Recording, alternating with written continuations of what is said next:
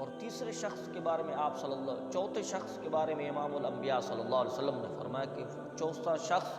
جو اللہ کی رحمت اور بخشش سے لیلۃ القدر کی رات بھی محروم رہ جاتا ہے، اس کے بارے میں حبیب کبریا صلی اللہ علیہ وسلم نے فرمایا وہ شخص ہے جو اپنے دل کے اندر کسی مسلمان کا بغض، کینہ اور حسد رکھتا ہے۔ تو یہ اتنا بڑا جرم ہے کہ جرم کرنے والا مجرم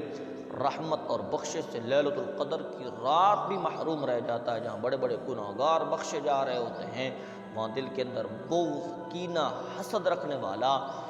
وہ اللہ کی رحمت اور بخشش سے محروم رہتا ہے۔ میرے بھائیو، تو ہمیں چاہیے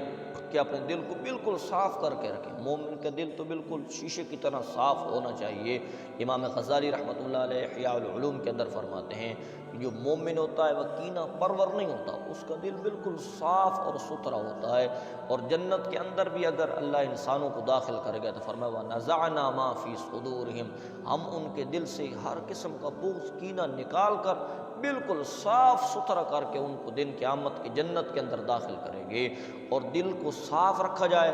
دل کو بالکل کینے اور بغض اور حسد سے پاک رکھا جائے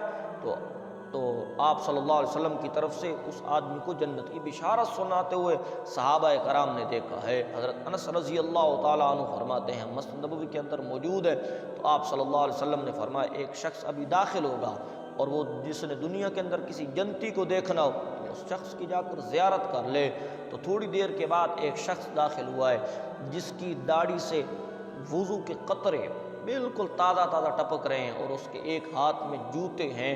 اور وہ مسجد کے اندر داخل ہوا تو حبیب کبریا صلی اللہ علیہ وسلم نے فرمایا یہی تو جنتی ہے۔ پھر دوسرے دن بھی یہی بشارت دی، پھر تیسرے دن بھی یہی بشارت دی۔ تو حضرت عبداللہ بن عمر بن عاص رضی اللہ تعالیٰ عنہ کے دل کے اندر یہ داعیہ پیدا ہوا کہ یہ کوئی خاص عمل کرتا ہے، یہ کوئی خاص اس کے اندر صفت اور وظیفہ کرتا ہے جس کی وجہ سے اس کو آپ صلی اللہ علیہ وسلم نے 3 دن لگاتار جنت کی بشارت سنائی ہے۔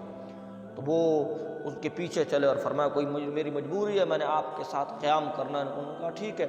تو میں حضرت عبداللہ بن عمر رضی اللہ تعالیٰ عنہ فرماتے ہیں میں دیکھنا چاہتا ہوں کہ کون سا عمل کرتا ہے جس کی وجہ سے آپ صلی اللہ علیہ وسلم نے اس کو جنت کی بشارتیں دی ہیں۔ تو فرمایا رات ہوئی، اس نے معمول کے مطابق عبادت کی، پھر اپنے بستر پر آیا، پھر کچھ پڑھا، پھر سو گیا۔ 3 دن یوں ہی گزر گئے، کوئی خاص عمل مجھے نظر نہ آیا کہ جس کی وجہ سے اس کو اتنی بڑی بشارت ملی ہے۔ تو تیسرے دن میں نے ان کو بتایا کہ میں تو خاص اس عمل کے بارے میں آپ سے پوچھنے آیا تھا کہ 3 دن ہو گئے حبیب کبریا صلی اللہ علیہ وسلم نے آپ کے لیے جنت کی بشارتیں سنائی ہیں، اور میں نے سوچا کہ آپ کوئی خاص عمل کرتے ہوں گے جس کی وجہ سے آپ صلی اللہ علیہ وسلم نے آپ کو جنت کی خوشخبری سنائی ہے۔ تو وہ صحابی فرماتے ہیں آپ نے میرے اعمال دیکھیں، ان اعمال سے زائد کو میں عمل نہیں کرتا، ہاں ایک بات ضرور ہے کہ میرے اس قلب اور دل کے اندر کسی مسلمان کا کینہ، بغض اور حسد موجود نہیں ہے۔ حضرت عبداللہ بن عمر رضی اللہ تعالی عنہ فرماتے ہیں مجھے معلوم ہو گیا ہے کہ اسی عمل اور صفت کی وجہ سے حبیب کبریا صلی اللہ علیہ وسلم نے اس صحابی کو جنت کی بشارت سنائی ہے۔ تو یہ چوتھا شخص ہے جس کے دل کے اندر کسی مسلمان کا کینہ، بغض اور حسد موجود ہوگا تو